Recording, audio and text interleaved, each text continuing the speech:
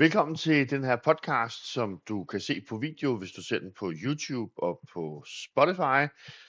Andre steder kan du høre den, og det er også ganske fint, altså uden billede. Mit navn er Roar. Jeg hjælper forældre til børn med særlige behov med at navigere i det kommunale velfærdssystem. Og det du skal høre nu og måske se, det er et uddrag af den videopræsentation på 35 minutter, jeg har lavet. Jeg har lavet et lille uddrag på nogle få minutter, som du kan høre, hvor jeg fortæller om den måde, det opleves fra min synsvinkel at være forældre til et barn med særlige behov. Og det er altså på baggrund af de erfaringer, jeg har med de forældre, som jeg har samarbejdet med i forhold til det kommunale velfærdssystem.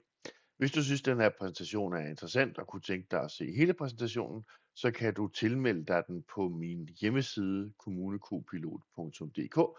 Men nu vil jeg springe direkte over til selve det udsnit af den præsentation, jeg har lavet. God fornøjelse.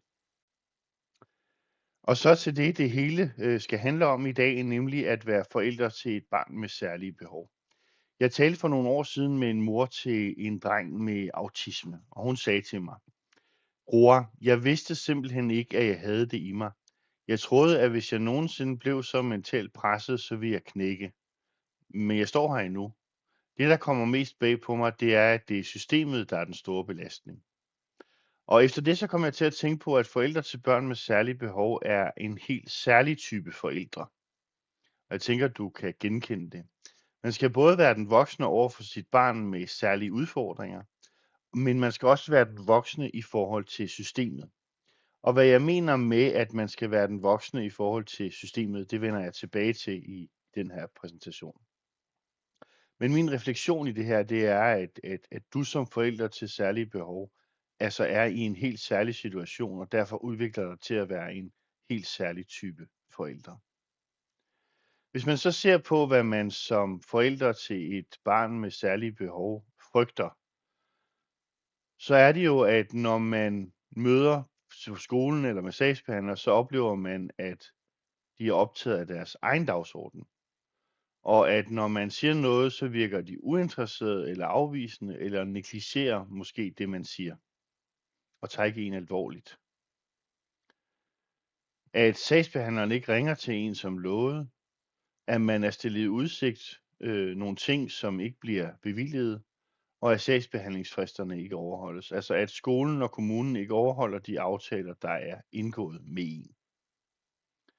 At ingen lytter til de input, man kommer med, og de indspark, man har som forældre.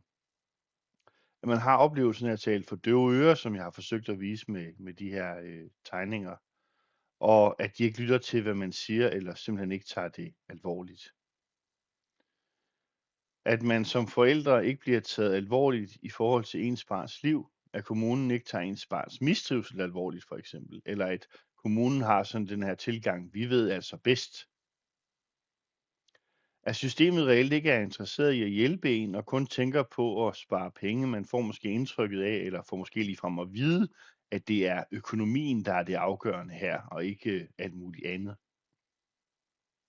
Og at man som forældre føler sig ramt af systemstress og ligger søvnløs forud for møder, og at man simpelthen har det skidt mentalt over samarbejdet med kommunen. Og det man jo så drømmer om, det er jo, at man som forældre oplever, at der bliver lyttet til en. Både af kommunen og af skolen og af de medarbejdere, der er.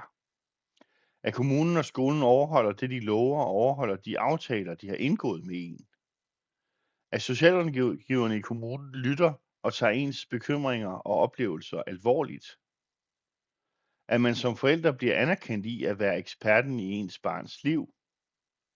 For eksempel at man hører sætningen, I kender jo uden tvivl jeres barn bedre end vi gør. Og at man som forældre føler, at man kan gøre det rigtige i forhold til systemet, så det hjælper ens barn. Det du lige fik en lille flig med af her til sidst, det var den del af min videopræsentation på 35 minutter, der hedder Vejen til min åbenbaring.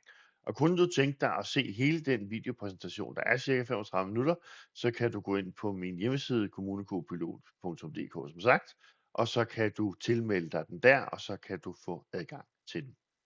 Tak fordi du så med, og en rigtig god dag til dig.